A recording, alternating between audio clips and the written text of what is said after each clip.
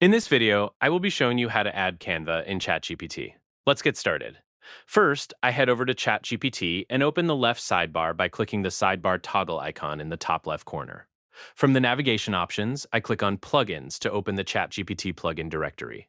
Once inside the plugins gallery, I scroll down through the different app categories until I reach the creativity section. Here, I locate the Canva plugin and click the plus icon right next to it to begin the setup. This redirects me to an account permissions page where ChatGPT requests access to connect with my Canva account. I review the requested permissions, scroll down to the bottom of the page, and click the purple Allow button.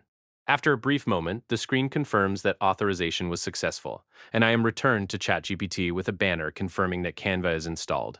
Now, I go back to the top left sidebar and start a brand new chat. In the prompt input box, I click the plus icon to add integrations and select Canva from the pop-up list. With Canva now tagged in my prompt, I type in my request, asking ChatGPT to create a thumbnail for a Canva tutorial, and hit send. ChatGPT then asks a couple of quick questions to refine the design. For the topic, I select YouTube thumbnails. Then, when asked about the visual style, I choose modern and clean. ChatGPT outlines a structured thumbnail concept, and at the bottom of the response, I click the button to generate a Canva-ready design layout.